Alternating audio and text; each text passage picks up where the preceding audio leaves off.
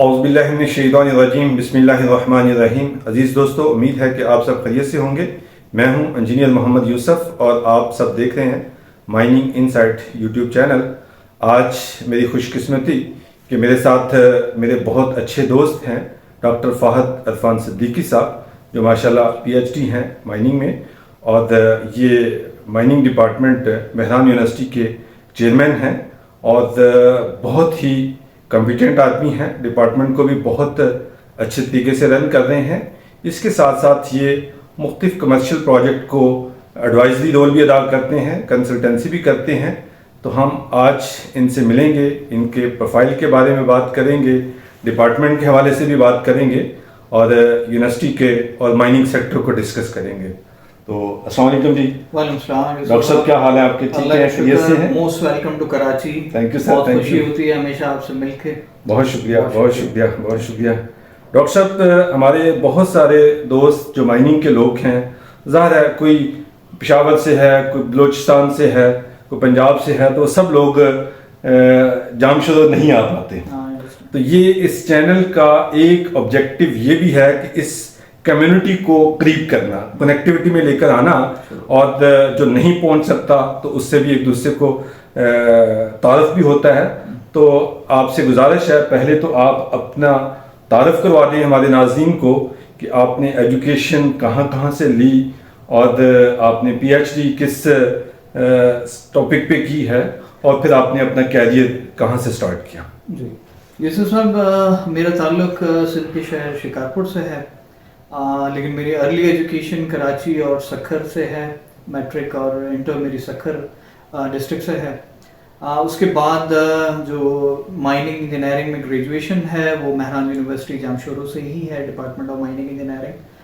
Then masters मेरी geo technical engineering में है, UTP university technology Petronas Malaysia से 2012 में मैंने कंप्लीट की। उसके बाद फिर वापस मैंने आके यहाँ ज्वाइन किया as assistant professor department of mining engineering में। एंड देन मैंने अपनी PhD जो है फिर यहाँ पे कंटिन्यू की। ठीक है।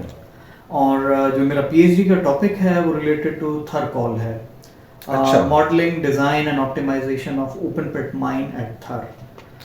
जो उसका बेसिक आइडिया ये था कि थर को डिवाइड किया गया है 13 ब्लॉक्स में। ठीक है। और उनका जो डेटा था 2012-13 में वो बहुत स्कैटर्ड था, मींस मुख्तलिफ कंपनीज ने मुख्तलिफ ब्लॉक्स में काम किया। तो PhD का मेरा ऑब्जेक्टिव ये था कि इस सारे डेटा को एक जगह कंसंट्रेट करके इसके बेसिक कैरेक्टरिस्टिक्स की स्टडी की जाए, एंड देन उसके बाद फिर माइनिंग ऑपरेशंस उस पर प्लान किए जाएं, रादर के एक और इसमें डिमार्केशन भी की जाए कि कौन से ब्लॉक्स जो हैं ओपन पिट माइनिंग के लिए सूटेबल हैं और कौन से ब्लॉक्स जो हैं वो अंडरग्राउंड माइनिंग के लिए। क्योंकि जो नॉर्दर्न पार्ट ऑफ थर कॉल फील्ड है वो थोड़ा डीप सीटेड कॉल सीम्स हैं, उस पर ओवरबर्डन ज़्यादा है और सीम थिकनेस कम है। दैट मीन्स कि वहाँ स्ट्रिपिंग रेशियो बढ़ जाता है। तो ओपन पिट माइनिंग जो है as compare to the central south dome या southern part of the Thar coal field, north में हम इतना economically open pit mining use नहीं कर सकते। तो इस तरह का जो एक कंप्लीट प्लान था कि हमें आगे चल के जो बिजली यहाँ से प्रोड्यूस करनी है उसके लिए कहाँ कहाँ माइंस जो हैं वो सूटेबल रहेंगी। तो this was all about the PhD thing उसमें था। उसके अलावा जो है इस वक्त मैं डिपार्टमेंट ऑफ माइनिंग इंजीनियरिंग में एसोसिएट प्रोफेसर हूँ। हेड ऑफ डिपार्टमेंट भी है। कोशिशें चल रही हैं और आजकल जैसा कि बहुत सी यूनिवर्सिटीज़ में, बहुत सी इंजीनियरिंग फील्ड्स में एंटरप्रेन्योरशिप की एक अहमियत जो है वो बहुत ज़्यादा बढ़ चुकी है। हमेशा हम भी यही कहते हैं कि बजाय कि आप खुद एक प्रोडक्ट बने, अपना एक प्रोडक्ट बनाएं और वो जाके आपके लिए कुछ रिस्पेक्ट भी अर्न करे, आपके लिए फाइनेंशियल बेनिफिशियल भी हो। तो उसकी हवाले से अगर ये आप तरगीब बच्चों को देना चाह रहे हैं तो उससे पहले खुद भी एक रोल मॉडल बनना पड़ता है। तो उस सिलसिले में क्योंकि हमारा जो प्रोडक्ट है वो हमारी सर्विसेज हैं in the area of the mine design, mineral exploration, तो उस हवाले से कंसल्टेंसीज प्रोजेक्ट भी चलते रहते हैं। काफ़ी बड़ी जो एंटरप्राइज है माइनिंग की, उन्हें कंसल्टेंसी सर्विसेज भी प्रोवाइड की जाती हैं। 2018 में हमने सबसे पहली दफ़ा लार्ज स्केल पर ड्रोन बेस्ड टोपोग्राफिक सर्वे भी इंट्रोड्यूस किया, और अब तो काफ़ी ये कॉमन हो चुका है, बहुत सी कंपनीज इसको अडॉप्ट भी कर रही हैं। तो इस तरह की जो हाई टेक सर्विसेज थी, सॉफ्टवेयर एज अ सर्विस, वो भी हम प्रोवाइड कर रहे हैं। This is all about mining. Doctor साहब, मैं थोड़ा सा छोटे छोटे से क्वेश्चंस करूंगा अपने नाज़रीन की दिलचस्पी के लिए और उनके नॉलेज के लिए। आपने ग्रेजुएशन कौन से साल की थी? इट वाज मेरी जो एंट्री बैच है वो 2003 में हम यूनिवर्सिटी में एंटर हुए थे, और 2007 में आप पास आउट हो गए। और कैरियर कब स्टार्ट किया था? कैरियर 2007 में ही अगस्त में मैंने स्टार्ट किया था। फर्स्ट जॉब मेरी जो थी वो अटक सीमेंट बलूचिस्तान में, जिनका ब्रांड नेम फैल्कन सीमेंट है, वो मेरी पहली जॉब थी। ठीक है, कितना साल है वहाँ मैं तकरीबन 8 महीने 9 महीने मैंने वहाँ काम किया। ठीक है। एंड आफ्टर दैट अर्ली 2008 जो है, फरवरी 2008 मैंने मेहरान यूनिवर्सिटी ज्वाइन कर लिया। गुड। तब से फिर यही हैं। और आपने एमएस मलेशिया से किया? एमएस मेरा मलेशिया से। वो कौन से साल गए थे? मैं 2011 में गया था, फरवरी 2011 में। सितंबर 2012 में मेरा वहाँ फिनिश हुआ। और पीएचडी? नो, पीएचडी मैंने स्टार्ट की है 2013 अक्टूबर में। मैंने पीएचडी स्टार्ट की है यही मेहरान यूनिवर्सिटी से, लेकिन it was a sandwich program. तुर्की की हैजेतेपे यूनिवर्सिटी के साथ एक कोलैबोरेशन था।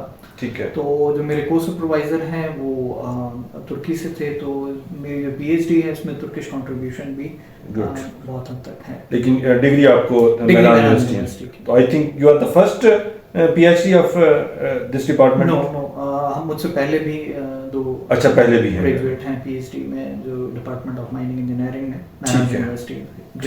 ठीक है। और 2008 से आप यूनिवर्सिटी में हैं? जी, 2008 से। Very good. थोड़ा सा हमें डिपार्टमेंट के हवाले से बताइएगा मेहरान यूनिवर्सिटी के। मैंने पर्सनली तो विजिट किया हुआ है, लेकिन बहुत से दोस्तों ने माइनिंग डिपार्टमेंट या मेहरान यूनिवर्सिटी नहीं आए हुए। तो यहाँ कौन कौन सी, कितनी इंजीनियरिंग की फैकल्टीज कितनी हैं, और फिर माइनिंग की स्पेशली कितनी सीट्स हैं, एडमिशंस कब होते हैं? मेहरान यूनिवर्सिटी आप इस तरह कह लें कि सिंध की one of the leading university है, इंजीनियरिंग यूनिवर्सिटी। इसमें इस वक्त हमारे पास 25 प्लस प्रोग्राम्स हैं इंजीनियरिंग के, इंजीनियरिंग प्लस सोशल साइंसेस के भी हैं, अच्छा। बीबी है, एमबीए वगैरह के भी प्रोग्राम्स हैं। तो 25 प्लस हैं। इंजीनियरिंग के 18 प्लस डिपार्टमेंट हैं। गुड। माइनिंग इंजीनियरिंग जो है 1981 में इस्टेब्लिश हुआ। 1981 में, और जो पहला बैच था वो 7 माइनिंग इंजीनियर्स का था। इसका मतलब ये तीसरी यूनिवर्सिटी थी। पहली यूनिटी लाहौर थी, दूसरे नंबर पे यूनिटी पेशावर में शुरू हुआ, और ये तीसरे नंबर पे ये हुआ। ठीक है। एंड देन 1981 के बाद से माशाल्लाह कोई हमारा गैप नहीं है, ऐसा कोई साल रहा नहीं जिसमें माइनिंग ग्रेजुएट्स पैदा ना हुए हों। गुड। और ग्रेजुएट ना हुए हों, तो इट्स लाइक एक वन ऑफ द ओल्डेस्ट आप कह सकते हो कि माइनिंग इंस्टीट्यूट है। ठीक है। इस वक्त भी जो हमारा माइनिंग का इंटेक है माशाल्लाह से वो अच्छा जा रहा है, बढ़ रहा है। क्योंकि माइनिंग वैसे भी यूसुफ साहब आपको पता है कि एक इंग्लिश का प्रोवर्ब है, out of sight out of mind. जो चीज़ हमने नॉर्मली देखी नहीं होती वो हमारे एस्पायरेंट में, जो इंजीनियरिंग एस्पायरेंट्स हैं, उनके जहन में भी नहीं होती। इसलिए माइनिंग जो है वो एक जो इंजीनियरिंग एस्पायरेंट्स होते हैं उनकी पहली या दूसरी नहीं होती जो है ना। इसकी वजह भी यही है कि हमारे पास जो इंडस्ट्रीज हैं, माइनिंग एज ए इंडस्ट्री उस तरह ग्रो नहीं कर पाया है। लेकिन रिसेंट ईयर्स में माशाल्लाह से इसमें काफ़ी डेवलपमेंट हुई है। जो light at the end of the tunnel हमें नज़र आ रही है वो माइनिंग के हवाले से बहुत अच्छा वो है। लेकिन डॉक्टर साहब, मैं आपको बताता चलूँ कि मैंने खुद भी इंजीनियरिंग की, माइनिंग में हूँ, और उस वक्त हमें वाकई ये अंदाज़ा नहीं था, बस जिसमें मेरिट बन गया उसमें हमने एडमिशन ले लिया। लेकिन आज अगर मुझे दोबारा इंजीनियरिंग करनी पड़े तो मैं माइनिंग में करूँ। एग्जैक्टली। माइनिंग का बाकी डिसिप्लिन के मुकाबले में स्कोप बेहतर है, अपॉर्चुनिटीज ज़्यादा हैं। नो डाउट ये रिमोट एरियाज में होती है, लेकिन ऐसा नहीं है कि उसकी आपको कॉम्पनसेशन नहीं मिलती। और अगर किसी को साथ टूरिज्म का शौक है तो इससे बेहतर कोई इंडस्ट्री नहीं हो सकती कि पूरा पाकिस्तान बल्कि दुनिया भी आप देखें और रोजगार भी कमाएं। तो ये हवाले से बहुत अच्छा है। और मेरा ख्याल है कि अब लोग माइनिंग की तरफ आ भी रहे हैं।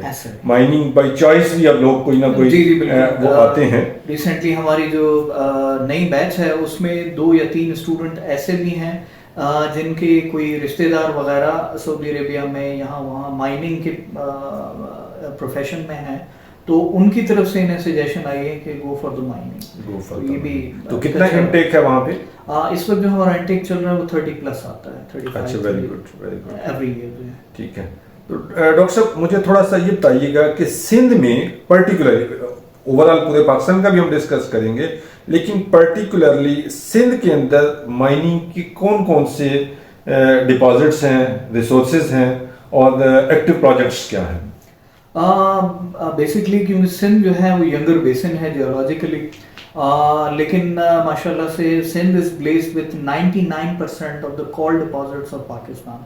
मतलब दुनिया के पाकिस्तान के जो 99% कॉल डिपॉजिशन है वो सिंध में ही है। तो कॉल तो एक हमारा स्टार मिनरल है जिस पर काफी काम भी हो रहा है और आगे भी इस पे काम करने की आई थिंक आप मुझे करेक्ट कीजिएगा कि अगर मैं उसकी फिगर्स गलत हूँ, कि मैंने कहीं उसको स्टडी किया, पढ़ा कि पाकिस्तान में जो टोटल कोल के रिजर्व्स हैं शायद 186 या 187 बिलियन टन के हैं, और 186 या 7 बिलियन टन में से 184 बिलियन टन सिर्फ सिंध में है। उसमें से भी 175 जो है वो थर में है। एग्जैक्टली। तो इट मीन कि ये दुरुस्त है फिगर्स। तो नाज़रीन, ये हम भी जब छोटे थे या इस फील्ड का इल्म नहीं था तो अमूमन लोगों का ये ख्याल है कि मिनरल जो है वो सिर्फ बलोचिस्तान में ज़्यादा पाई जाती हैं या उसके बाद केपीके में है। ये अमूमी आम लोगों के जहन में है कि मिनरल्स ज़्यादातर बलोचिस्तान में या केपीके में है, लेकिन कुछ मिनरल्स ऐसी हैं जो सिर्फ सिंध में भी बहुत ज़्यादा है। सिंध के कुछ रीजन ऐसे डॉक्टर साहब ने बताया है कि 187 बिलियन टन में से 184 बिलियन टन कोल सिर्फ सिंध में है, और वो भी कंसंट्रेट होके 176 बिलियन टन थर में है।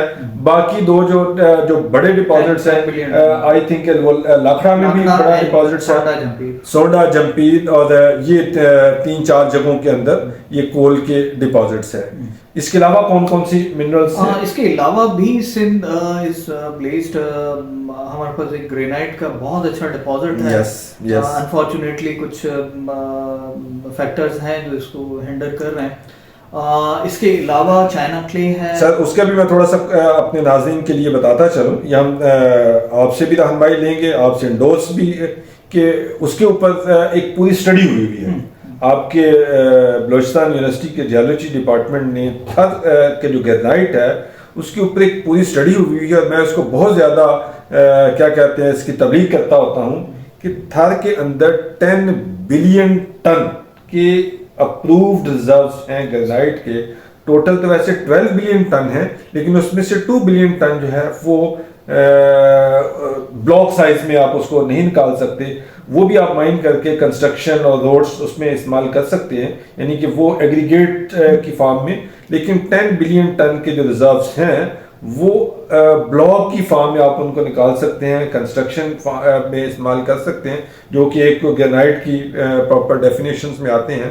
और ये बेस्ट क्वालिटी के, मैंने चूंकि थर पे ग्रेनाइट के ऊपर काम किया हुआ है, मैंने बहुत से एरियाज विजिट किए हुए हैं, ये 6 से 7 वहाँ पे कलर हैं, और उसके अगर जो अमेरिकन स्टैंडर्ड्स हैं उनको कंपेयर किया जाए, उसकी स्पेसिफिक ग्रेविटी का, उसकी हार्डनेस का, उसके कलर्स का, उसकी वो तमाम पैरामीटर्स उस स्टैंडर्ड से बेहतर हैं, कम नहीं है। तो 10 बिलियन टन ग्रेनाइट के रिजर्व्स थर में हैं। मैं तो ये कहता हूं कि थर को ग्रेनाइट सिटी, उसके खास तौर पर जो नगर पार्कर उसकी तहसील है, उसको ग्रेनाइट सिटी डिक्लेयर कर देना चाहिए, और वहां पर हंड्रेड्स इंडस्ट्री फैक्ट्रियां लग सकती हैं उसकी प्रोसेसिंग के, माइनिंग पे। कभी एक टाइम था कि जब वहाँ पे रोड इंफ्रास्ट्रक्चर की पोजीशन नहीं थी ठीक, और वहाँ पे जाने में ट्रांसपोर्टेशन में प्रॉब्लम थी, आपका कोई पार्ट ख़राब हो गया मशीन का तो या तो आपको कराची आना पड़ता था या हैदराबाद में जाना पड़ता था या फिर मीरपुर में, ये नियरेस्ट 2 स्टेशन थे, मीरपुर और हैदराबाद, क्योंकि नगर पार्कर में भी कुछ नहीं था और इवन इस्लामकोट में भी ऐसी कोई वर्कशॉप्स नहीं थी। तो अब तो ये बहुत बड़ी सहूलत हो गई कि थर कोल की वजह से आई थिंक आज कराची से आप 6 घंटों में थर पहुंच जाते हैं। पहले जो 2 दिन लगते थे ट्रांसपोर्टेशन बेहतर नहीं थी, तो मेरा ख्याल है कि उस सेक्टर को तवज्जो देनी चाहिए। यूसुफ साहब, इसमें और भी मैं ऐड करूंगा कि एक तो ठीक है, इसके साथ कुछ और मिसहैप्स हुए हैं जी, सोशली मिसहैंडल हुई हैं चीज़ें, रेगुलेटरी कमजोरियां भी थी जिसकी वजह से चीज़ें आउट ऑफ कंट्रोल गई हैं जो नहीं जानी चाहिए थी।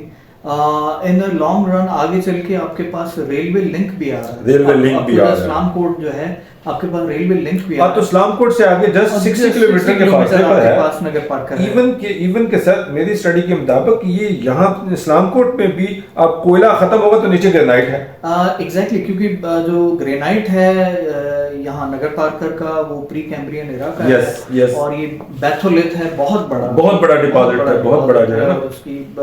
हम अगर ये कहें कि इसकी कोई एंड है तो वो तो मुश्किल है। मतलब कि ये जो 10 बिलियन टन के रिजर्व्स हैं ये आउटक्रॉप है, नीचे इसके कितने रिजर्व्स हैं उसकी कोई पता ही नहीं है। मतलब जो थर कोल के ऊपर स्टडी हुई, उसकी कोर ड्रिलिंग हुई तो 300 मीटर के बाद ग्रेनाइट बेसन आ जाता है, बेसमेंट आता है, वो कहाँ तक जाता है कोई पता नहीं। Again different ball game.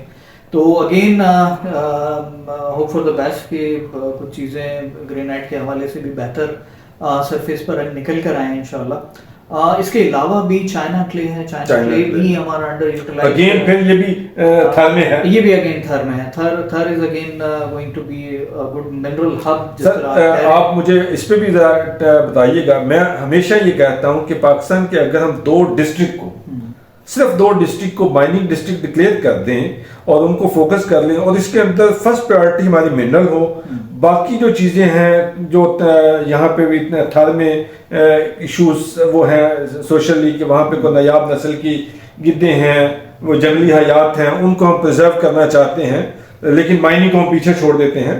तो ये 2 डिस्ट्रिक्ट थरपारकर और डिस्ट्रिक्ट चावी, इनको अगर हम माइनिंग डिस्ट्रिक्ट डिक्लेयर कर लें और उनको फोकस कर लें तो मेरा ख्याल है कि पाकिस्तान इकोनॉमिकली बहुत बूस्ट कर जाएगा।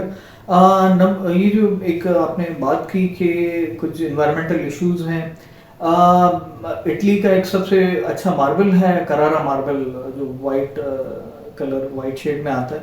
अगर आप करारा मार्बल कभी गूगल में सर्च करेंगे तो उसकी जो इमेजेस आएंगी वो आप देख लीजिए कि उसमें बिल्कुल पहाड़ के पहाड़ काटे हुए हैं। उसमें अगर इस लेंस से देखा जाए कि लाइक एनवायरमेंटल डिग्रेडेशन है, of course land degradation in a sense है जरूर, लेकिन mining can not be environmental friendly, ये तो एक एस्टैब्लिश्ड चीज है, लेकिन माइनिंग कैन बी सस्टेनेबल। अगर माइनिंग कोई आपको किसी एक चीज को कम कर रही है तो उसके रेवेन्यू से आप दूसरी चीजें जनरेट कर सकते हैं। This is going to be the plan कि अगर सस्टेनेबिलिटी की तरफ जाना है तो mining can be sustainable mining.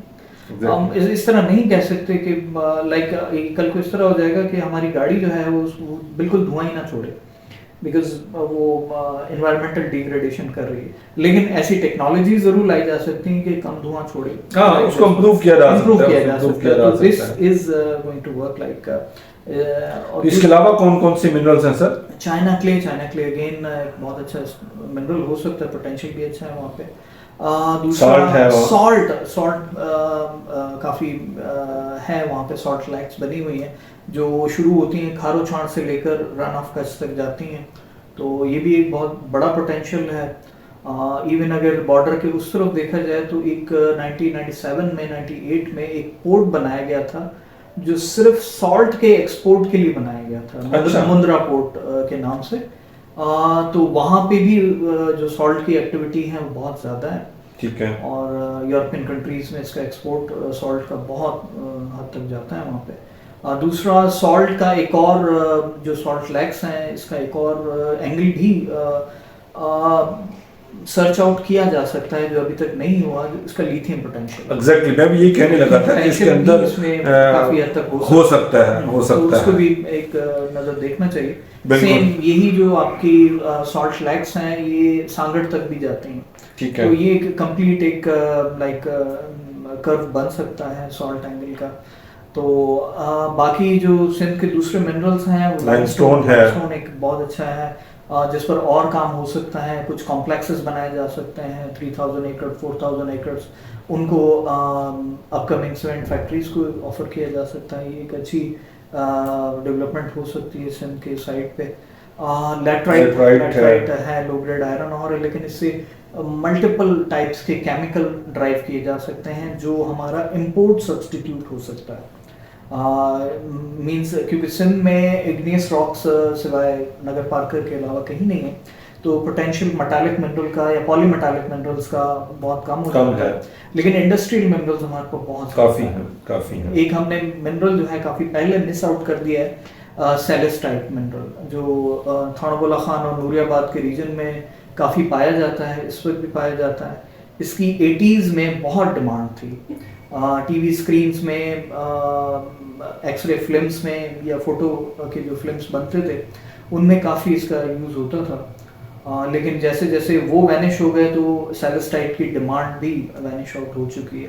तो अगर यही डिपॉजिट जो है 80s में 90s में डेवलप कर लिए जाते और उससे काफ़ी बड़े डिपॉजिट्स हैं, ये बहुत बड़े डिपॉजिट्स हैं। एग्जैक्टली मैं ये समझता हूँ कि हम ये इस खुशफहमी में मुब्तला रहते हैं कि चले जी हमारे पास ये डिपॉजिट्स हैं, हम उनको इस्तेमाल नहीं कर रहे, आज हम उनको यूज़ नहीं कर रहे, तो ये फ्यूचर में आने वाले टाइम में हो सकता है कि वो टेक्नोलॉजी ऑब्सोलीट हो चुकी हो, वो टेक्नोलॉजी ख़त्म हो चुकी हो और आपके वो मिनरल जिससे वो प्रोडक्ट बन रहा है उसका इस्तेमाल ही ना, जैसे आपने फरमाया कि उससे वो वो बनते थे, टीवी स्क्रीन बनती थी, तो आज वो चीज़ें ख़त्म हो गई, कम हो गई। जैसे वो कैमरे की रील ख़त्म हो गई, अब वो सारे की सारी चीज़ें इस तरीके से। तो हमें जो रिसोर्सेस हमारे पास हैं, हमें मुमकिन है कि आने वाले टाइम में ये ऑयल की ये वैल्यू ना रहे जो आज है, और ये जैसे पूरी दुनिया लिथियम बैटरीज की तरफ जा रही है, तो हम कहें जी कि हमने अभी तक अपने ऑयल रिजर्व्स नहीं निकाले हैं, तो ये फ्यूचर में हम निकालेंगे, बड़े वैल्यूएबल हो जाएंगे। तो हो सकता है कि उस वक्त टेक्नोलॉजी किसी और साइड पर वो चली जाए। बिल्कुल ठीक है। तो डॉक्टर साहब आपके ख्याल में ये इसको माइनिंग सेक्टर को डेवलप ना होने की रीज़न क्या है? क्यों इतना हमारा पोटेंशियल है, चारों सूबों में हमारे पास मिनरल का पोटेंशियल है, बल्कि मैं तो ये कहता हूँ कि अगर हम कहें कि हम एग्रीकल्चर की बजाय मिनरल बेस्ड कंट्री हैं तो ये गलत नहीं होगा, लेकिन हमारा जो रेवेन्यू में उसका जो शेयर है वो तो शायद शायद 2% है जीडीपी में, लेस देन 2% है। तो क्या वजह है कि हम इस सेक्टर को डेवलप क्यों नहीं कर सके? एक तो सबसे पहली जो वजह है वो जैसे मिनरल की जो रिमोटनेस है वो ये एक बहुत बड़ा हिंड्रेंस रहा है जियोपॉलिटिकल सिचुएशंस की वजह से। ये तो काफ़ी एक एस्टेब्लिश चीज़ है जिसकी वजह से non development of the mineral resources रहे हैं। दूसरा, हमें जो भी चीज़ें हैं लाइक क्योंकि मिनरल जो है वो एक लॉन्ग टर्म पॉलिसीज़ का आउटकम हो सकता है। मींस अगर आप एक डेवलपमेंट भी करने जा रहे हैं किसी भी माइन की, तो आप 3 साल तो नेगेटिव कैश फ्लो है आपका, मींस आपने सिर्फ पैसा डालना है, आपने लेना नहीं।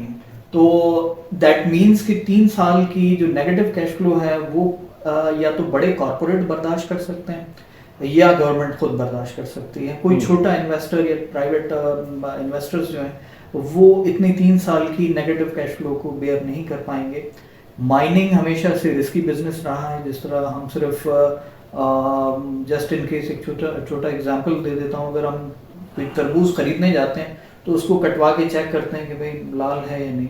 वेरी सिमिलर इज दैट कि मिनरल डिपॉजिट आपके पास है, हम डायरेक्टली तो असेस उसका पोटेंशियल नहीं कर सकते, लेकिन हम डिफरेंट ड्रिल होल्स या ट्रेंचेस या एक्सप्लोरेटरी शाफ्ट लगा के उसका एक पोटेंशियल असेस करते हैं। और ये जो लेकिन ये असेसमेंट भी काफी हाँ एक्सपेंसिव है। ये भी असेसमेंट भी काफ़ी एक्सपेंसिव है, जिसमें एक एक ड्रिल होल में आपको 50-50 लाख लग जाते हैं। तो ये भी एक इशू रहता है।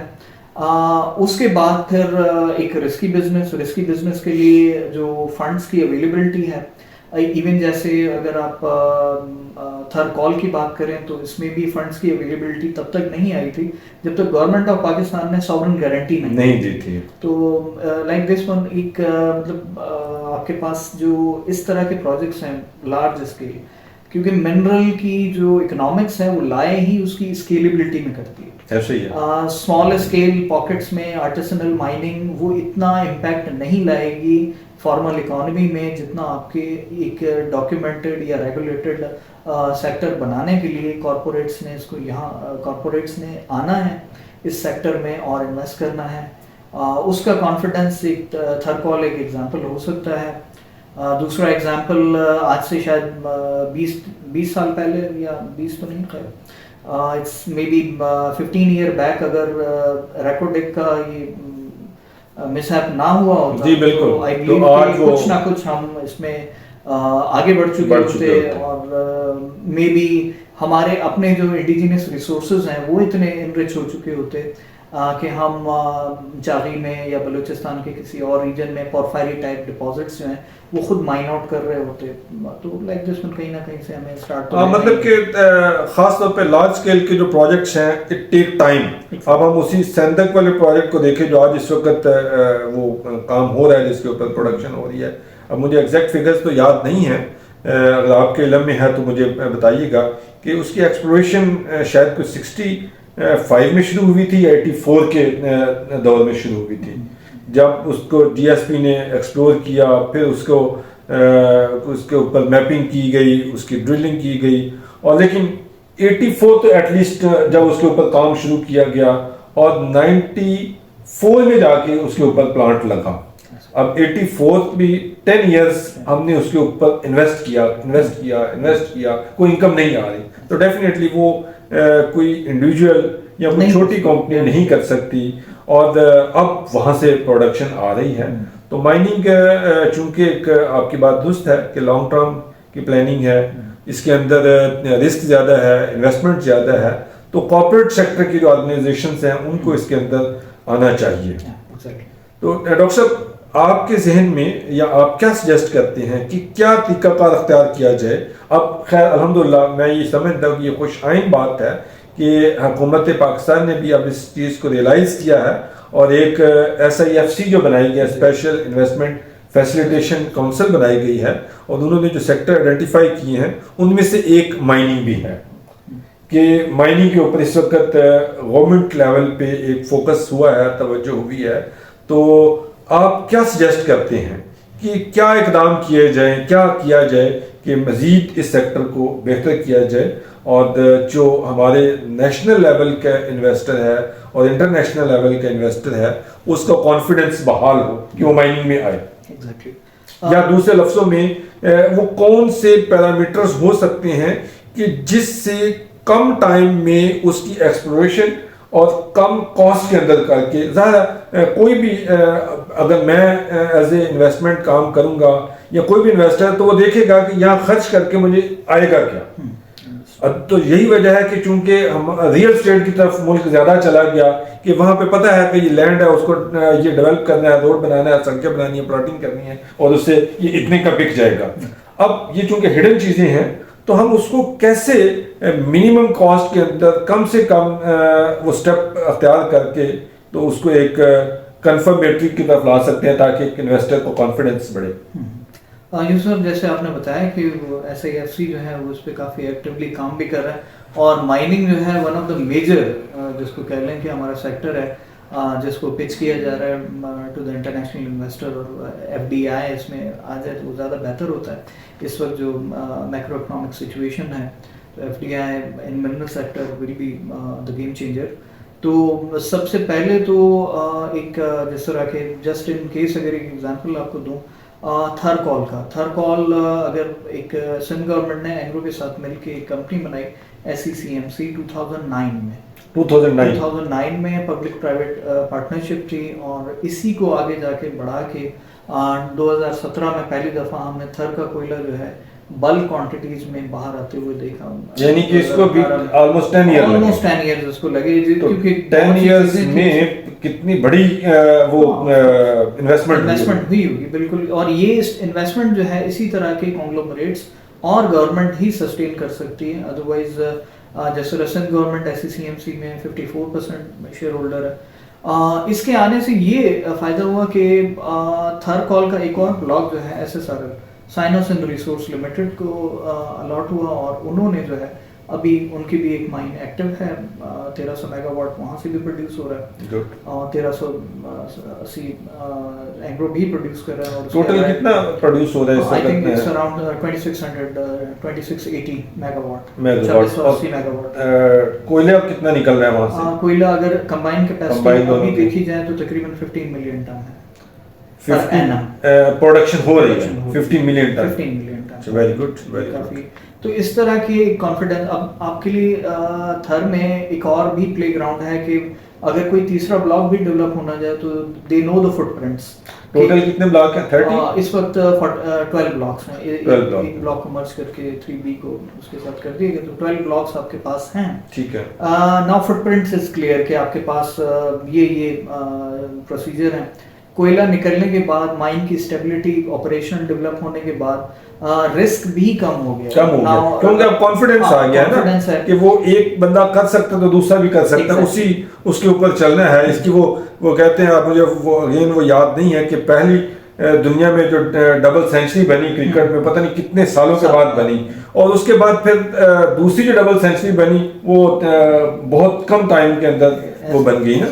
तो ये थरकोल एक अच्छी एग्जांपल कायम हो गई। तो दूसरा देखें, उसके मेरे ख्याल कम पीरियड के अंदर दूसरा ब्लॉक भी आपके पास, अब तीसरा ब्लॉक आता है, कोई भी काम करता है तो वो उसके लिए फिर कुछ रेगुलेटरी चेंजेस चाहिए वगैरह, वो हो भी चुकी हैं, ऑन ग्राउंड आनी बाकी हैं।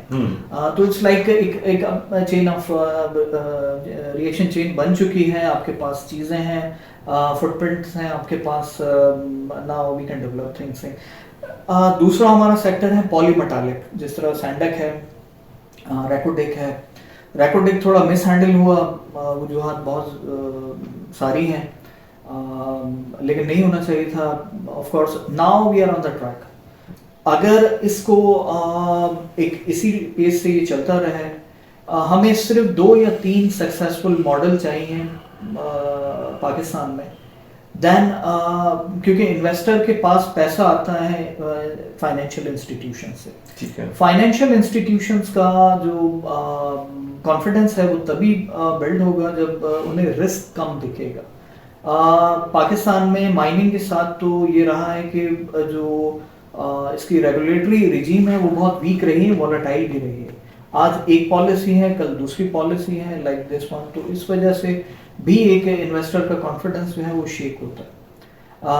दूसरी एक और जो चीज़ है, गवर्नमेंट को, जो हमारी एक लास्ट मीटिंग भी हुई है OGDCL में, एक अच्छा सेशन भी हुआ, उसका भी की टेक अवे यही था कि जो माइनिंग का मैन पावर है उस पे भी गवर्नमेंट को खुद इन्वेस्ट करना पड़ेगा, क्योंकि वो कहते हैं ना भी कि अगर, क्योंकि mining is a special case ना, फंड्स की वैसे ही कमी है, इंटेलेक्चुअल जो इनटेक है हमारा वो भी उस लेवल का नहीं है।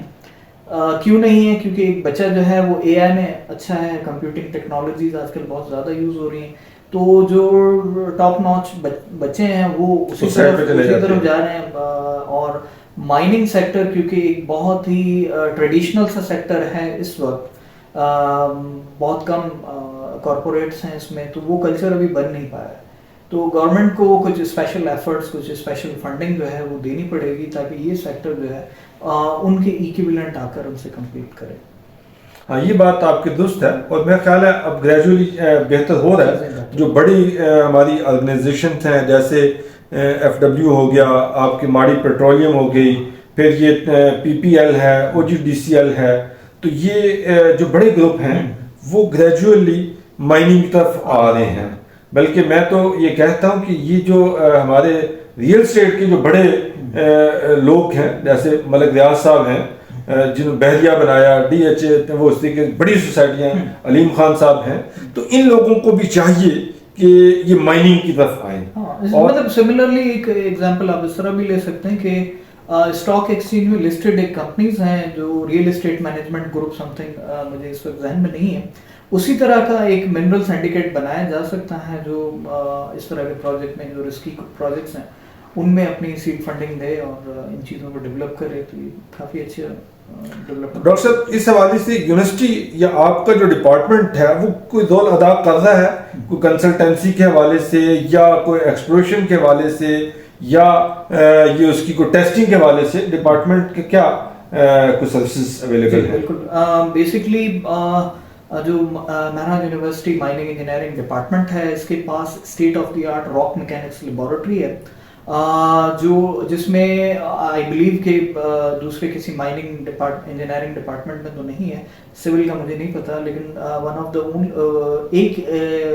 मेरा ख्याल है कि द ओनली ट्राइक्सिल मशीन जो है वो हमारे पास है GCTS की, कंप्लीट रेंज है रॉक मैकेनिक्स टेस्टिंग की, जो फैसिलिटेशन कर सकती है in the design of surface mine and the underground tunnel as well. तो वो एक काफ़ी ऑपरेशनल माइन है। कॉल टेस्टिंग लेबोरेटरी हमारी स्टेट ऑफ द आर्ट है, और हम जो लाखड़ा, जंपी, थर फील्ड के जो सैंपल्स हैं उनको कमर्शियल टेस्टिंग भी करते हैं, उन्हें लो कॉस्ट टेस्टिंग फैसिलिटी भी देते हैं as compare to the other competitive laboratories जो हैं हमारी, उनसे बहुत कम रेट में हम उन्हें ये फैसिलिटी प्रोवाइड करते हैं। दूसरा हमारा माइन डिज़ाइन सेक्शन भी है, काफ़ी कमर्शियल प्रोजेक्ट भी हमने कर रखे हैं, जिस तरह के नगर पार्कर में और इवन वज़ीरिस्तान में भी हमने माइन डिज़ाइन जो उसकी सॉल्यूशंस हैं वो हमने दिए हुए हैं, तो इट्स लाइक एक अच्छी फैसिलिटीज़ भी हैं। हमने जो माइन डिज़ाइन सॉफ्टवेयर है डिपार्टमेंट ऑफ माइनिंग इंजीनियरिंग ने, वो 2004 में पहली दफ़ा ख़रीदा था। 2004 तो ये भी काफ़ी हमारी एक पुरानी सी ट्रेडिशन है to use the state of the art software solutions in the mining as well. ठीक है, ठीक है। अच्छा, इस वक्त यूनिवर्सिटी के कौन कौन से कमर्शियल प्रोजेक्ट्स चल रहे हैं? आप यकीनन मेरा ख्याल था कोल वालों को दे रहे होंगे, तो ये आपकी इंडिविजुअल कंसल्टेंसी है या डिपार्टमेंट की कंसल्टेंसी है? एक्चुअली ऑफ कोर्स जैसे कि हमारे पास जो टेस्टिंग फैसिलिटी है वो यूनिवर्सिटी की फैसिलिटी है, हमारी पर्सनल नहीं है उसमें कोई भी इन्वॉल्वमेंट, तो ये जो भी चीज़ें होती हैं वो थ्रू डिपार्टमेंट ही होती हैं।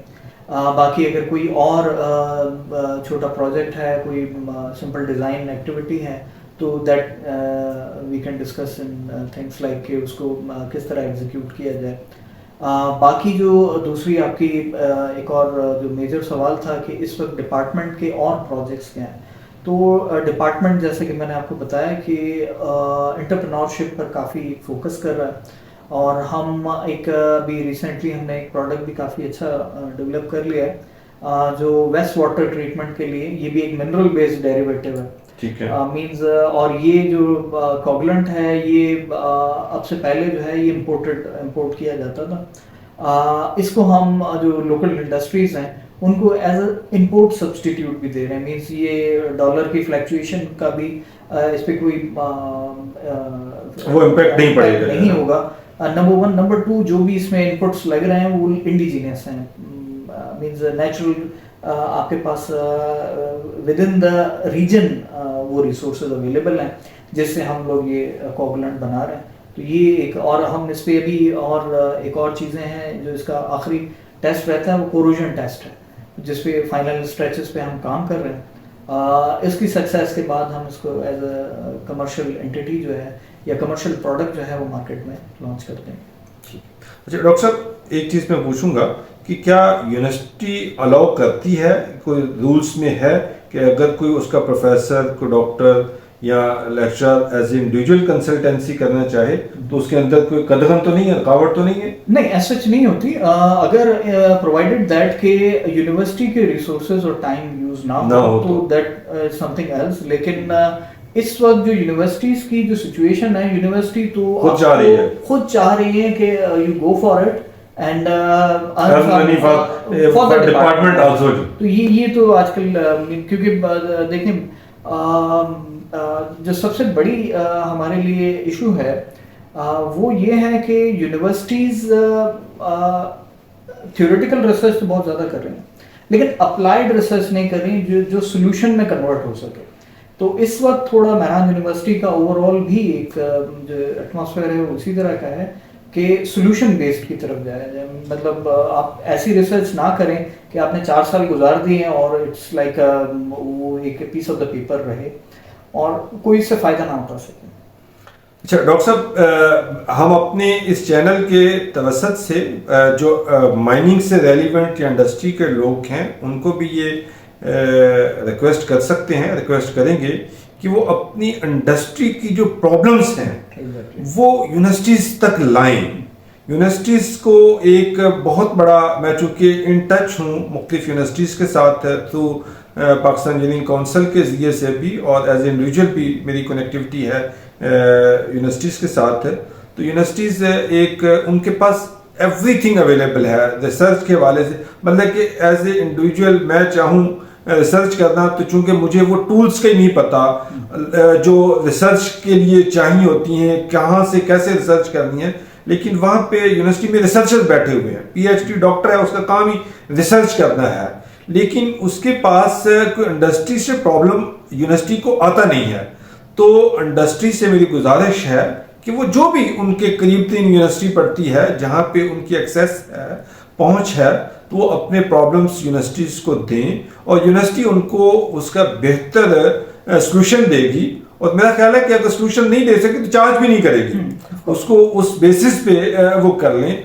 दूसरी डॉक्टर साहब, ये मेरी पर्सनल, मतलब कि मैं चूँकि बहुत ज़्यादा उसके साथ एसोसिएटेड हूँ और मुझे ये शिकायत है ये एक कि यूनिवर्सिटी जो पेस है ना वो उस स्पीड से रिस्पॉन्स नहीं करती।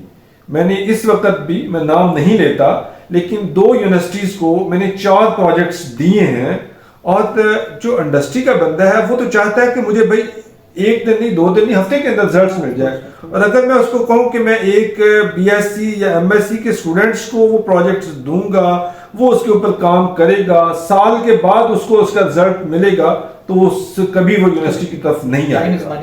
Time is money. जो इंडस्ट्री का प्रॉब्लम है वो तो उसको within a week 10 days के अंदर चाहता है कि उसका सोल्यूशन बने आ जाए, क्योंकि जो बड़े लेवल की इंडस्ट्रीज हैं उन्होंने तो हो सकता है कि अपना R&D का सेल रखा हो, लेकिन ज्यादातर हमारे यहाँ R&D के सेल नहीं है।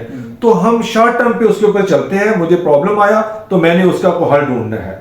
तो अगर ये कॉन्फिडेंस बिल्ड हो जाए इंडस्ट्रियलिस्ट को कि भाई मेरे इस प्रॉब्लम को यूनिवर्सिटी सोल्यूशन दे सकती है, तो यकीन जानिए कि एक बहुत बड़ा सोर्स ऑफ रेवेन्यू भी यूनिवर्सिटीज के पास आ जाए, कि वो एक लिंकेज हो जाएगी, जो कि एक बेसिक रिक्वायरमेंट भी है कि इंडस्ट्री एकेडेमिया लिंकेज वो बने। तो चूंकि यूनिवर्सिटी की जो इंडस्ट्री जो प्रॉब्लम है यूनिवर्सिटी हल नहीं करती, और वहां पे जो रिसर्चर बैठा है उसकी भी रिक्वायरमेंट है कि उसने रिसर्च लिखनी है, उसने रिसर्च करनी है, उसकी प्रमोशन भी उसके अंदर है, उसने भी अपने वो उसमें करने हैं कि कितने रिसर्च पेपर्स बनाए हैं।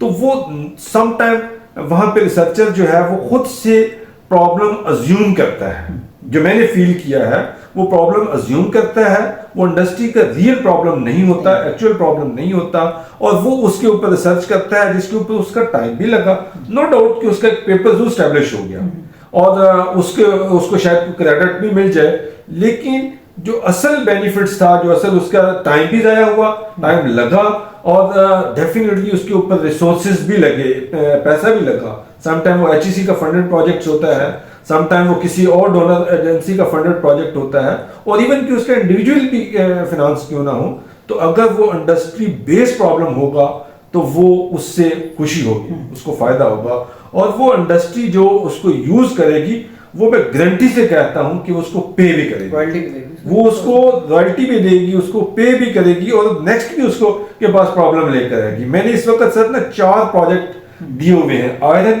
को अपग्रेड करने का प्रॉब्लम, दूसरा ये जो लेड प्रोसेस होता है जो बैटरियों से निकलता है, उसकी स्लैग में तकरीबन कोई 5 to 10% स्लैग में लेड रह जाता है, और हर फैक्ट्री जो भी लेड को प्रोसेस कर रही है वो इस उम्मीद से उस स्लैग को डंप करके बैठी है, उसको वेस्ट नहीं कर, टेक्नोलॉजी डेवलप होगी तो ये अपग्रेड किया जाएगा।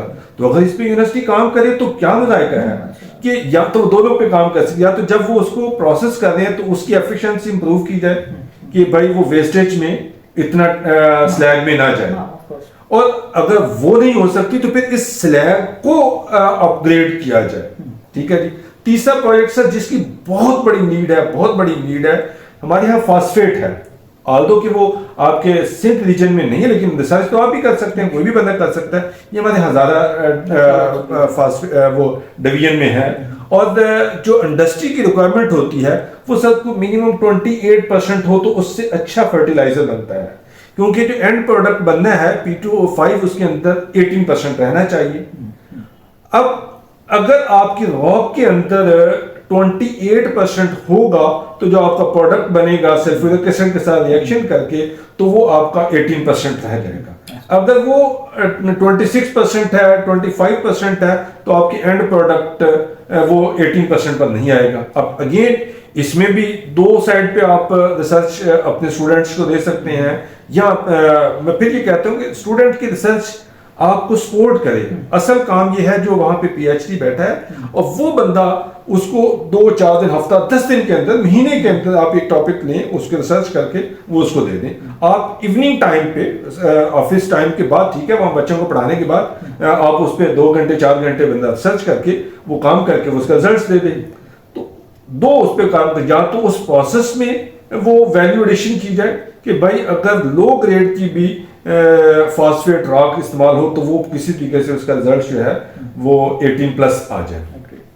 उसके अंदर क्या इंप्रूव किया जाए, क्या एडिटिव डाले जाए, किस तरीके से। और यहाँ पे दूसरा ये है कि वो जो लो ग्रेड की फॉस्फेट है उसको अपग्रेड किया जाए, और मेरे ख्याल से उसको आसानी से किया जा सकता है। और उसके अंदर जस्ट सिलिका को हमने कम करना है और सिलिका उसको रिमूव किया जा सकता है, लेकिन इसके ऊपर ये मार्केट की अशद जरूरत है, अशद नीड है, और बड़ी बड़ी कंपनियां वो चाहती हैं, और उसको अगर आप यूनिवर्सिटी इसके ऊपर रिसर्च कर लेती है तो वैल्यूबल वो प्रोडक्ट बन जाएगा। चौथा टॉपिक ये है कि ये हमारी जितनी भी मार्बल फैक्ट्रियां हैं, मार्बल फैक्ट्रियां आपके सिंध में भी हैं, पंजाब में भी हैं, केपीके में भी हैं। जब उसकी कटिंग करते हैं तो उसकी एक वेस्ट निकलती है और स्लरी की फॉर्म में। अब वो है तो वो कैल्शियम कार्बोनेट है। कैल्शियम कार्बोनेट वैसे अगर हम ड्राई फॉर्म में उसको ग्राइंड करते हैं तो वो हमारे paint industry, plastic, rubber industry उसमें जाता है, बहुत सारी इंडस्ट्रीज में। लेकिन जब ये वाटर के साथ उसको वो आ जाता है तो क्या उसका कहीं इस्तेमाल हो सकता है? उसके ऊपर अगर एक रिसर्च की जाए, काम किया जाए कि उस प्रोडक्ट को हम कैसे वैल्यू कर, तो फ्री में पड़ा हुआ हर फैक्ट्री हर वीक उसको डिस्पोज करने के पैसे देती है, डिस्पोज ऑफ करने के पैसे देती है। तो वो जो बंदा रिसर्च कर लेगा वो अचानक कल को अपना बिजनेस शुरू कर ले, और वो आपको मार्केट में मुफ्त और फ्री में मिल रहा है या बहुत नॉमिनल अमाउंट से मिल सकता है। इसी तरीके से हम छोटे छोटे से यूनिट्स ये एस्टेब्लिश करें जो इंडस्ट्री के अगेन के वो कचरा निकलता है, हर घर से वेस्ट है, उस वेस्ट से हम क्या क्या चीजें बना सकते हैं। एक तो है लार्ज स्केल का प्रोजेक्ट दुनिया में चल भी रहे हैं, इससे इलेक्ट्रिसिटी बनती है, फर्टिलाइजर्स बनाते हैं कि सेग्रीगेशंस करके। लेकिन हम छोटे छोटे से प्रोजेक्ट डिजाइन करें जो एक इंडिविजुअल भी कम इन्वेस्टमेंट के साथ कर सके। तो मैं समझता हूँ कि अगर इस तरीके के रिसर्च प्रोजेक्ट यूनिवर्सिटी करे तो उससे बच्चों को नौकरी करने के बजाय वो अपने एंटरप्रेन्योरशिप की तरफ वो चले जाएंगे। जैसे आप लोगों ने ये वाटर ट्रीटमेंट का किया है, ये भी आज अगले आने वाले टाइम में पानी की तो बड़ी शॉर्टेज आ जानी है, पानी है नहीं है। मैं इस्लामाबाद जैसे शहर में, उसके आधे इस्लामाबाद में पानी नहीं है, लोग रोजाना करोड़ों रुपए का घर है लेकिन पानी नहीं है, और वो डेली टैंकर मंगवाते हैं।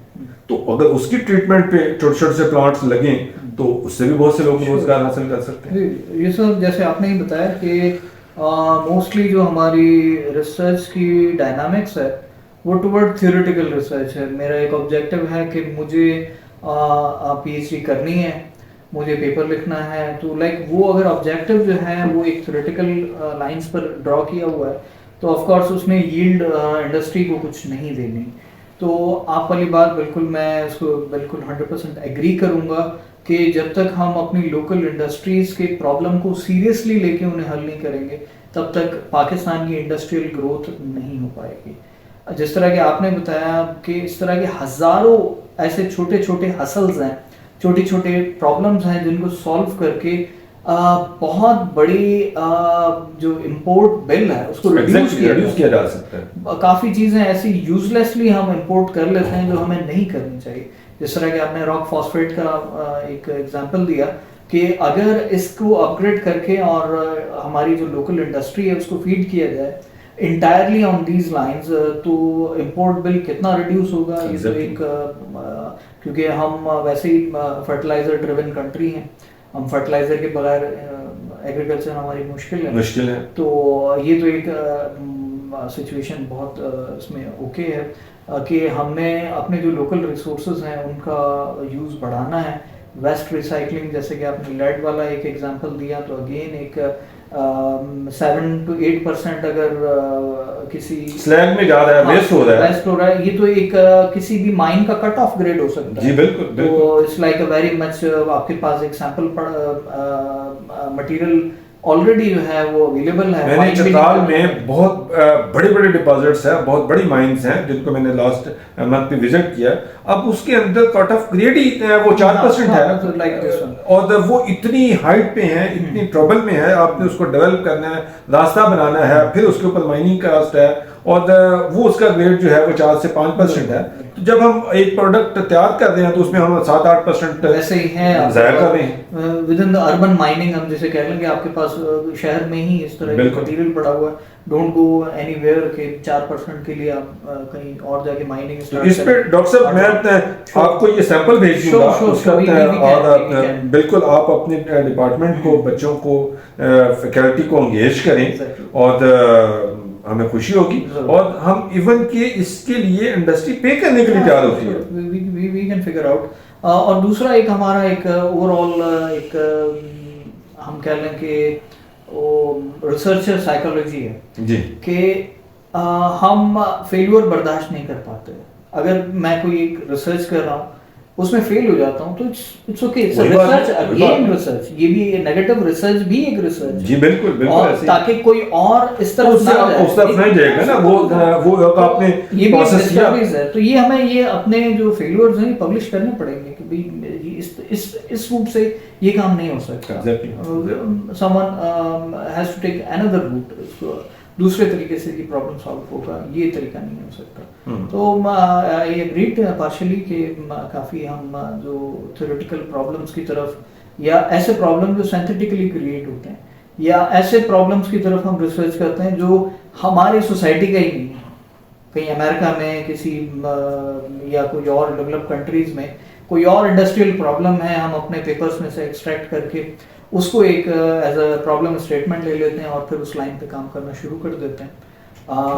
ये एक इंडिविजुअल के लिए तो ठीक है शायद। दूसरा डॉक्टर साहब मैं अगेन ये कहूँगा कि देखिए कि मैं कल ना ये इस रीजन में आपके यूसुफ गोट और उससे पहले शेर शाह है, मवाज गोट, ये सारा मिनरल शायद बहुत बड़ी मार्केट है। तो मैं आपसे ये रिक्वेस्ट करूंगा कि आप अपने स्टूडेंट्स को यहाँ लाएं, उनको विजिट करवाएं, उनको एक एक मिनरल वो दे दें। अब हर यार्ड के अंदर यहाँ पे आई थिंक के मुझे नहीं पता कि आई थिंक सैकड़ों 100 के करीब यार्ड्स होंगे। यहाँ पे कराची के अंदर ये पोर्ट कासिम के पास यार्ड्स हैं, इन 2-3 एरिया में यार्ड्स हैं जहाँ पे हम रॉ मिनरल एक्सपोर्ट कर रहे हैं। रॉ फार्म में क्रोमाइट 100 साल से ज्यादा टाइम हो गया पाकिस्तान से क्रोमाइट बलूचिस्तान में मुस्लिम बाग से निकल रही है और हमने एक छोटा सा यूनिट भी उसको फेरोक्रोम का नहीं लगाया। हमारी रिसर्च कहाँ है? क्या हम वो करते हैं कि भाई हम उसको देखें रिसर्च करके कि छोटे से छोटा यूनिट कितना इकोनॉमिकल वो वायबल हो सकता है, लार्ज स्केल का नहीं। तो यहाँ पे बहुत सारे इंडस्ट्रियलिस्ट हैं, बहुत सा लोग हैं जिनके पास पैसा है और वो इन्वेस्ट करना चाहते हैं लेकिन उनके पास कोई फिजिबिलिटी नहीं है। तो वो हम रॉ फार्म में वो उठा के तो एक्सपोर्ट कर रहे हैं पिछले 100 साल से। इसी तरीके से वहाँ पे कैल्शियम फ्लोराइड मैंने देखा बहुत सारी इंडस्ट्री में। अब चले थोड़ा सा वहाँ पे 3-4 वॉशिंग प्लांट लग गए हैं, उसके अपग्रेडेशन के प्लांट लग गए हैं कि उसको अपग्रेड कर रहे हैं, लेकिन फिर भी हम फ्लोराइड ही बेच रहे हैं। हाँ, again up to the mark हम नहीं जा रहे हम फिर भी उसको पहले 40% का था तो अब हम उसको 90% बना के फ्लोराइड दे रहे हैं। हमारे पास बेस्ट क्वालिटी का पाकिस्तान के अंदर सिलिका क्वार्ट्ज है जो नेचुरली 99.9% है सर। और क्या हमें चाहिए ना कि एक मिनरल नेचुरली 99.99, अब हमारे पास जो गवर्नमेंट मांगते हैं हमारे जो खरीदार हैं कस्टमर, वो कहते हैं कि 99.99 हो, यानी कि 0.01% उसके अंदर इम्प्योरिटीज मांगते हैं और वो हैं पाकिस्तान में है। तो क्या उससे हम प्रोडक्ट नहीं बना सकते? हम उसके ऊपर छोटा यूनिट लगाएं उससे सोलर पैनल का, तो ये आपने क्योंकि दुनिया में बंद है, दुनिया में अच्छा एक और मजे की बात यह ना कि एक वो प्रोडक्ट है जो दुनिया में कहीं है ही नहीं है, तो हमने उसके ऊपर रिसर्च करनी है ना, वो तो एक अलग है। ये सारी चीजें दुनिया में हो रही हैं, एस्टेब्लिश फैक्ट हैं, तो हमारी यूनिवर्सिटी ने हमें ये फैसिलिटेट करना है क्योंकि उनके पास रिसर्च टूल है, उन्हें रिसर्च का तरीकाकार का पता है, कैसे रिसर्च करनी है, क्या करना है। एक आम लेमैन आदमी को नहीं पता, मुझे भी नहीं पता, मुझे भी रिसर्च करनी नहीं आती कि कहाँ कैसे रिसर्च करूं। तो वो अगर उसको दुनिया में हो रहा है तो यहाँ पे भी हो सकता है, वही पैटर्न वहां से उठा के यहाँ कॉपी पेस्ट करना है आपने। और आपके लिए पास यूनिवर्सिटी के साथ लोग एमओयू करने के लिए तैयार होंगे कि वो जनाब कोलैबोरेशन में उसका इतने % रॉयल्टी आप आपको देते रहेंगे। और दुनिया में ऐसा होता है। नहीं बिल्कुल। आप जैसे आपने एक दो ये प्रोजेक्ट आइडेंटिफाई किए तो फॉर श्योर उनके सैंपल्स हमें भेजिए तो we can work on it. इसी तरीके से आपके बिल्कुल यूनिवर्सिटी से हार्डली मैं ख्याल है शायद जो लाखड़ा है ज्यादा दूर नहीं है, वहां पे कोयला है लेकिन उसके अंदर सल्फर ज्यादा है, उसको सल्फर को कम करने का प्रोजेक्ट वो किया जाए। उसको कैसे कम कर सकते हैं कि कॉस्ट भी एफिशिएंट रहे और वो, वरना देखिए ना हम मुल्क जो है हम कोयला साउथ अफ्रीका से इंडोनेशिया से इंपोर्ट करते हैं और उसके अंदर क्या है सल्फर कम है और सल्फर कम है, क्लोरोफिक वैल्यू ज्यादा है। हमारे इसके अंदर क्लोरोफिक वैल्यू भी तकरीबन मीट कर जाएगी लेकिन सल्फर वो ज्यादा है। अब सीमेंट इंडस्ट्री लो क्लोरोफिक वैल्यू का कोल भी ले रही है, ठीक है 4500 तक का भी ले रही है, लेकिन मेन सबसे ज्यादा जो है सल्फर बिल्कुल सल्फर की काफी स्टडीज भी मेहराज यूनिवर्सिटी में माइनिंग डिपार्टमेंट में हो चुकी हैं। But the issue is that के स्टडीज भी की गई, इवन एक प्लांट भी लगाया गया, लेकिन उस वक्त जो इंटरनेशनल कॉल मार्केट था उसकी प्राइसेस कम थी लेकिन आज सर जो इस वक्त जो नीड है ना, और ये मैं समझता हूँ फ्यूचर में भी ये रहेगी कि डॉलर बहुत महंगा हो गया। अब उस वक्त ये था कि इंपोर्ट वायबल थी कि हमारी कॉस्ट ज्यादा आ रही थी और इंपोर्ट करके हमें उस पे आज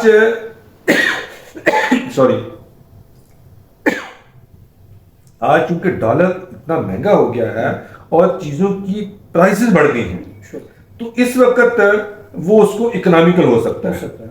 अब उसमें थोड़ा सा इशू ये है लाखड़ा का स्पेशली, क्योंकि लाखड़ा काफी तकरीबन 100 साल हो चुके हैं डेप्थ में चला गया माइनिंग को, और जो रिसोर्सेज हैं वो डिप्लीशन की तरफ है। दूसरा एक फैक्टर थर्कॉल का है, जो नॉन पावर यूजर्स के लिए भी थर्कॉल अवेलेबल हो जाएगा with in 6 to 8 month down the line. तो अगर वो आ जाता है तो सल्फर थर्कॉल इज लो सल्फर कोयला ना, तो वो इंडस्ट्रीज की एपेटाइट को पूरा कर लेगा स्पेशली। इवन जो नॉर्थ की सीमेंट इंडस्ट्रीज हैं उनको भी ये काफी चीपर ऑप्शन रहेगा क्योंकि इनलैंड फ्रीट होगी, दैट्स इट, कोई आपके पास डॉलराइज्ड कंपोनेंट नहीं होगा। तो कोयले की प्रॉब्लम इंशाल्लाह ये तो थर्कॉल की एक्सपेंशन जो है वो हमारे लिए ऐसे समझ लें कि लाइफ लाइन है, इसको एक्सपेंड करना है और इंडस्ट्रीज तक पहुंचाना है। This is the only way we can survive this debt trap. Doctor साहब आपका बहुत शुक्रिया, आपने टाइम दिया और बहुत ही अच्छी आपने गुफ्तगू फरमाई और मेरा भी इसमें बहुत नॉलेज में इजाफा हुआ और मुझे उम्मीद है कि हमारे जो नाज़रीन है वो भी इससे काफ़ी मुस्तफ़ीद होंगे। और जिन दोस्तों ने अभी तक इस चैनल को सब्सक्राइब नहीं किया उनसे मैं गुजारिश करूंगा कि वो चैनल को सब्सक्राइब करें, बेल के आइकन को प्रेस करें ताकि इस तरह की इंफॉर्मेशन जो फ्री ऑफ कॉस्ट है। देखिए ये इंफॉर्मेशन अगर हम कहीं से हमें बाई करनी पड़े तो शायद उसकी पता नहीं कितनी कीमत देनी पड़े, और वो डॉक्टर साहब की वो कितने सालों की जो स्टडी, उनका निचोड़ जो होता है वो हमें वो एक चंद मिनट के सेशन में वो हमें मिल जाता है। तो अगर हमें खुद ये बुक पढ़नी पड़े, वो उस पर भी खर्च करना पड़े, तो इट विल टेक टाइम। तो मैं डॉक्टर साहब का बहुत ज़्यादा मशकूर हूँ, आई एम ग्रेटफुल कि उन्होंने अपना कीमती टाइम दिया। तो डॉक्टर साहब वंस अगेन आपका बहुत शुक्रिया। Thank you sir, thank you, अस्सलाम वालेकुम।